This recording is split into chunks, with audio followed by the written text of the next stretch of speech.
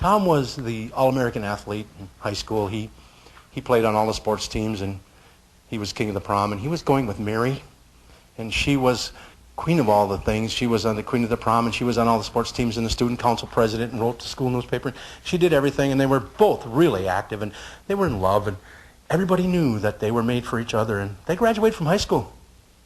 And instead of going on to college, they decided that they had found their careers, and they married each other, and you went to the wedding maybe. Remember that day? It was a lot of fun. You said, "Where are you going for your honeymoon?" They said, "We have planned a trip to Hawaii." Great idea. And a few years later, you see them, "Gee, how was that trip?" Well, you know what we did? We decided not to go because we saved some money, and then along came Tom Jr. And as soon as Tom Jr. gets in grade school, we're going to be able to go to Hawaii. And a few more years go by, and then you run into him, "How was that trip to Hawaii?" "Well, you know, we had a little Mary Jr. And Tom and Mary Jr. are both in grade school, and it's really tough to get a babysitter, and they're so active. As soon as those kids are independent and we get them to high school, we'll be able to go on a trip to Hawaii." You know, time goes by, and it goes quicker as we get older, and pretty soon you run into them, you ask them, "How was that trip to Hawaii?" "Well, you know, those kids are in high school now. You couldn't leave those kids alone.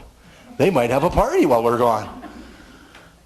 And they're into all the sports just like we were, and we want to go see them. And, you know, just as soon as they get into college, we'll have some free time. As soon as they get into college, we'll take that trip to Hawaii. And time marches on, and you ask them again, "How was the trip?" And, you know, Tom and Mary are both in college now, and it's so expensive. The tuition is so high. And they come home every weekend, and they need laundry done, and we're trying to help them out the best we can. And, you know, as soon as they graduate from college, and a few more years go by, and you ask them, "How was that trip to Hawaii?" Well, you know, Tom and Mary both graduated, and they're married now.